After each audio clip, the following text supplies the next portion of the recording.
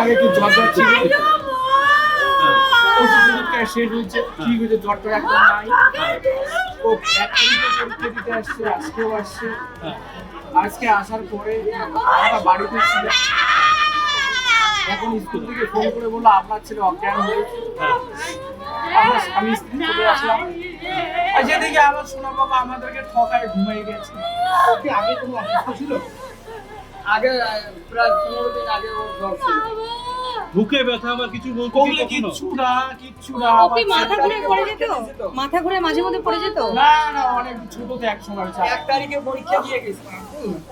চিকিৎসা করছিলেন। ওর কোনো অসুবিধা নেই, আমি জানি না। আমি এতটুকু জানি আমার ছেলে আমাকে ঠকিয়েছে, আমাদের স্বামী স্ত্রীকে ঠকিয়েছে আমার বাবা। আজকে আমাদের স্কুলে এক্সাম ছিল। ফার্স্ট হাফের এক্সাম চলার শেষ মুহূর্তের 12 থেকে 15 মিনিট আগে আমাদের একটি ছাত্র হঠাৎ করে অসুস্থ হয়ে ও সেন্সলেস হয়ে যায়, পড়ে যায়। আমি ছিলাম সেখানে উপস্থিত এবং আমাদের আরও একটা শিক্ষিকা ছিল সুজাতা রায় ডাকুয়া। আমরা দুজন তৎক্ষণাৎ ছাত্রদের সাহায্য নিয়ে ওকে তুলে বেঞ্চে শুইয়ে চোখে মুখে জল দিলাম, ভাবলাম সেন্সলেস হয়ে গেছে। তৎক্ষণাৎ ভাস্কর স্যার, আমাদের জয়ন্ত স্যার চলে আসলো, তাড়াতাড়ি করে হাসপাতালে আমরা নিয়ে আসলাম। 3 থেকে 5 মিনিট সময়ের মধ্যে আমরা হাসপাতালে নিয়ে আসলাম। এই তো অবস্থা। এরকম আরও হয়, আমাদের দেখি যে সেন্সলেস হয়, বাচ্চাদের নিয়ে আসি, ভালো হয়ে যায়। কিন্তু আজকে নিয়ে আসার পর আমরা যে খবরটা পাচ্ছি সেটা সুন্দরবন নয়।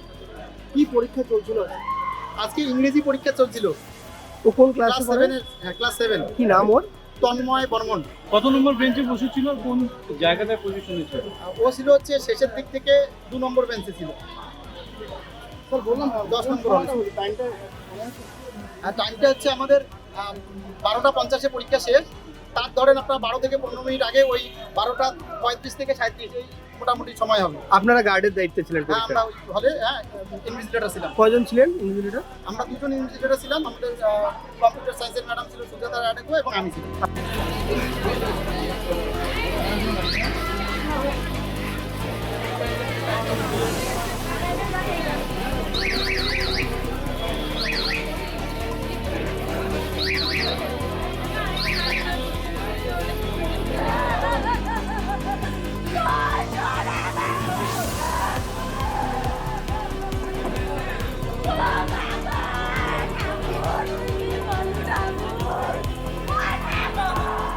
ফলো করুন সংবাদ প্রতিদিন ডিজিটাল।